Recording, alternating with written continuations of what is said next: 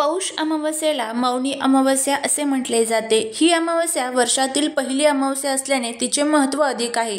या दिवशी पितरांचे स्मरण करून पिंडदानाचा विधी केला जातो, त्यामुळे पितरांना मोक्ष प्राप्ती मिळत असते। यंदा मौनी अमावस्या 29 जानेवारीला असणार आहे। महाकुंभमेळा आणि मौनी अमावस्येचा संगम जुळून आल्याने शाही स्नान होणार आहे। या दिवशी आपल्याला काही उपाय करायचे आहेत, काही सेवा करायच्या आहेत, त्याबद्दलची सविस्तर माहिती आजच्या व्हिडिओ मध्ये आपण घेणार आहोत। त्यामुळे जर तुम्हाला हा व्हिडिओ आवडला तर चॅनलला सबस्क्राइब करा, शेजारील बेल आयकॉनलाही प्रेस करा, म्हणजे माझ्या सर्व नवीन व्हिडिओंचं नोटिफिकेशन तुम्हाला मिळेल आणि तुम्ही एक पण व्हिडिओ मिस करणार नाही। त्याचबरोबर कमेंटमध्ये श्री स्वामी समर्थ लिहायला अजिबात विसरू नका। पौष अमावस्या ही पौष कृष्ण पक्षातील अमावस्या तिथीला साजरी केली जाते।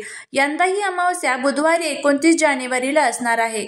28 जानेवारीला संध्याकाळी 7:38 ही अमावस्या सुरू होईल आणि 29 जानेवारीला अहोरात्र असणार आहे।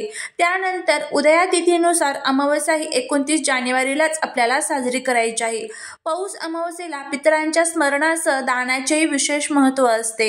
या दिवशी पुण्य मिळवण्याची उत्तम संधी असते। ब्रह्ममुहूर्त हा स्नान आणि दानासाठी उत्तम मानला जातो। दान स्नानासाठी आपण 29 जानेवारीला पहाटे 5:25 ते 6:18 पर्यंत शुभ काळ असणार आहे।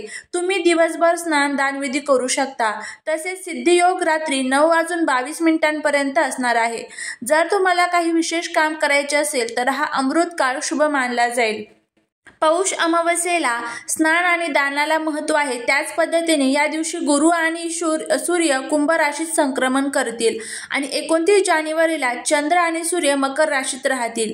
5व्या घरात गुरु असल्यामुळे शुभ आणि चांगली परिस्थिती निर्माण करेल, त्यामुळे या अमावस्येचे महत्त्व अधिक असेल। या दिवशी सिद्धियोगासह त्रिवेणी योग देखील तयार झालेला आहे। अतिशय महत्त्वाचे असणाऱ्या या पौष अमावस्येच्या दिवशी आपल्याला कावळ्याला आपल्या घरासमोर ही एक वस्तू खायला ठेवायची आहे। सर्वांनाच माहित आहे की अमावस्या तिथी जी असते तर ती आपल्या पितरांसाठी समर्पित असते। आपल्या जीवनातील जो काही पितृदोष असेल तर तो जर आपल्याला दूर करायचा असेल, आपल्या घराची प्रगती जर थांबलेली असेल तर आपल्या जीवनातील पितृदोष प्रथम नष्ट होणं खूप महत्त्वाचं असतं। पितरांच्या तिथी म्हणजे कोणत्या असतात तर अमावस्या ही तिथी पितरांसाठी असते। या दिवशी मृत्यूलोकातून आपले पूर्वज जे असतात तर ते पृथ्वी तलावरती येत असतात आणि सूक्ष्म स्वरूपामध्ये आपल्या घरामध्ये निवास करत असतात। आपल्यासाठी कोण किती सेवा कष्ट उपाय करत आहे हे संपूर्णपणे आपले पूर्वज जे आहेत तर ते बघत असतात। त्यामुळे आपल्याला त्यांची सेवा करणं आणि त्याचबरोबर आपल्याला त्यांचे स्मरण करणं, नामस्मरण करणं हे खूप गरजेचं असतं। आपले पूर्वज हे मृत्यूलोकातून पृथ्वी तलावरती कोणत्या स्वरूपात येत असतात तर ते गाय, कुत्रा, कावळा या स्वरूपामध्ये येत असतात।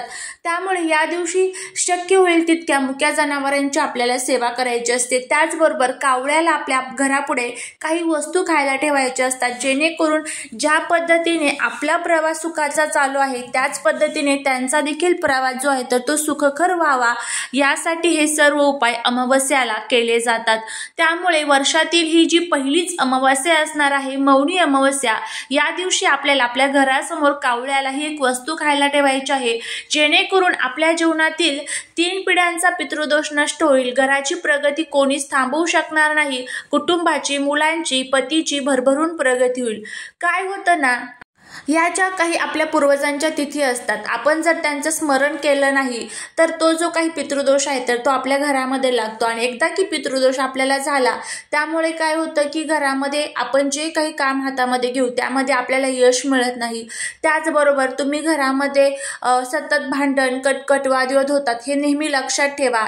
अमावस्या तिथी जवळ आली, पौर्णिमा तिथी जवळ आली की ह्या ज्या गोष्टी आहेत तर त्या आपल्याबरोबर घडत असतात, कारण का ते दोष आपल्या घराला लागलेले असतात।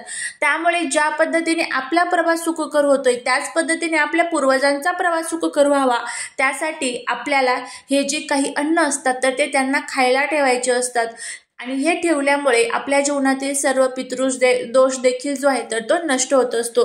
तर आता बुधवारी तुम्हाला काय करायचं आहे, सर्वात प्रथम सकाळी लवकर उठायचं आहे, त्यानंतर स्वच्छ आंघोळ करायची आहे, त्यानंतर आपल्याला आपली रोजची जी घरातील देवपूजा असते तर ती करून घ्यायची आहे आणि त्यानंतर तुम्हाला हा जो उपाय आहे तर तो करायचा आहे।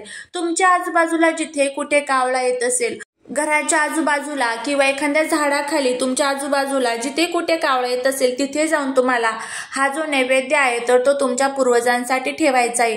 पूर्वजांचं स्मरण केल्यामुळे सर्व दोष दुःख अडचणी दूर होत असतात। आणि बघा काय होतं ना, आपण त्यांचं स्मरण करत नाही त्यांच्या तिथीनं आणि मग तो जो आपला पितृदोष आहे तर तो प्रखर होऊन जातो आणि शेवटी मग काय होतं की आपल्याला खूप मोठे जे यज्ञ आहेत तर ते करावे लागतात, खूप मोठ्या सेवा करावे लागतात। त्यासाठीच ते न करण्यापेक्षा ह्या ज्या काही पवित्र तिथी असतात या तिथींना जर पितृदोष दूर करण्यासाठी काही उपाय केले तर नक्कीच त्याचे जे फायदे आहेत तर ते आपल्याला होत असतात। तर आता नैवेद्य कशा पद्धतीने कावळ्याला खाऊ घालायचं आहे ते आपण बघूया। त्यामुळे जर तुम्हाला हा व्हिडिओ आवडला तर चॅनलला सबस्क्राईब करा, कमेंटमध्ये जय माता लक्ष्मी लिहायला अजिबात विसरू नका। काय करायचं आहे, सर्वात प्रथम तुम्हाला एक चपाती तयार करायची आहे। एक छोटासा नैवेद्यच तुम्हाला तयार करायचा आहे चपातीचा, खूप मोठी पण करायची नाही। आता हे जे कणिक मळणार आहात तुम्ही चपातीचं त्यामध्ये मीठ टाकायचं नाही, बिना मिठाचीच तुम्हाला कणिक मळायची आहे आणि त्याची छोट्याशा आकाराचा नैवेद्य तुम्हाला तयार करून घ्यायचा आहे, भाजून घ्यायची आहे ती चपाती। त्यानंतर तुम्हाला त्यावरती तांदळाची खीर जी असते तर ती ठेवायची आहे। तांदळाची खीर ही आपल्या पूर्वजांसाठी समर्पित असते, हे लक्षात ठेवा। इथे तुम्ही शेवयाची खीर किंवा रव्याची खीर ठेवू शकत नाही, यावरती आपल्याला तांदळाचीच खीर ठेवायची आहे। थोडीशी तांदळाची खीर करायची आहे आणि ती त्यावरती तुम्हाला ठेवायची आहे। त्यानंतर तुम्हाला काय करायचं आहे, एका प्लेटमध्ये हा जो नैवेद्य आहे तर तो ठेवायचा आहे। त्यानंतर तुमच्या आजूबाजूला जिथे कुठे कावळा येत असेल तुमच्या घरामध्ये, टेरेसवरती, बाल्कनीमध्ये जिथे कुठे कावळा येत असेल तर तिथे तुम्हाला जायचं आहे आणि एक ग्लासभर पाणी घ्यायचं आहे। सर्वात प्रथम तुम्हाला त्या नैवेद्यावरती थोडेसे काळे तीळ जे आहेत ते टाकायचे आहे, कारण बघा आपण जो नैवेद्य पूर्वजांसाठी ठेवतो, जे काही तुम्ही पूर्वजांसाठी उपाय करता त्यावरती काळे तीळ असणं हे खूप गरजेचं आहे, कारण ते आपल्या पूर्वजांसाठीच समर्पित असतात। आता काळे तीळ टाकले की त्यानंतर काय करायचं आहे की दक्षिण दिशेला तुम्हाला तोंड करून बसायचं आहे। त्यानंतर आपल्याला दक्षिण दिशेला तोंड करून बसल्यानंतर तिथे पाण्याच्या साहाय्याने थोडासा भरीव मंडल काढायचा आहे, त्यावरती प्लेट ठेवायची आहे आणि त्यानंतर आपल्याला तो जो ग्लास आहे तर तिथेच ठेवायचा आहे आणि आपल्या पूर्वजांचं स्मरण करायचं आहे। तुम्हाला जर तुमच्या पूर्वजांचं नाव माहीत असेल तर तुम्हाला ते नाव देखील घ्यायचं आहे आणि त्यानंतर तुम्हाला प्रार्थना करायची की हा नैवेद्य जो आहे तर तो मी तुमच्यासाठी ठेवलेला आहे। तुमची कृपा दृष्टी, तुमचा कृपा आशीर्वाद सदैव या घरातील लोकांवरती, माझ्या मुलाबाळांवरती आणि त्याचबरोबर माझ्या पतीवरती नेहमी असू द्या, अशी आपल्याला प्रार्थना करायची आहे। अशा पद्धतीने प्रार्थना झाली की त्यानंतर मग तुम्हाला हा जो नैवेद्य आहे तर तिथेच कावळ्यासाठी ठेवायचा आहे। कोणतेही पशु पक्षी असू द्या, त्यांनी हा नैवेद्य खाल्ला तरी तो आपल्या पूर्वजांपर्यंत जात असतो, कोणीही खाऊ द्या। नंतर काय करायचं आहे, नैवेद्य जर कोणी खाल्ला नाही कोणत्याही पशु पक्षीने तर नंतर तो तुम्ही निर्मल्यामध्ये टाकून देऊ शकता। जर झाडाच्या खाली ठेवलेलं असेल तर काहीच हरकत नाही, जर आपल्या घराच्या आजूबाजूला कुठे ठेवलेला असेल, टेरेसवरती, पत्र्यावरती, तर तो नंतर तुम्ही उचलून घेऊ शकता। तर सकाळी किंवा दिवसभरामध्ये कधीही तुम्ही हा नैवेद्य ठेवा, नक्कीच तुम्हाला त्याचा छान अनुभव येईल। झालेली सेवा ही महाराजांच्या चरणी रुजू करते। व्हिडिओ जर आवडला असेल तर लाईक, शेअर आणि सबस्क्राईब करायला विसरू नका। श्री स्वामी समर्थ।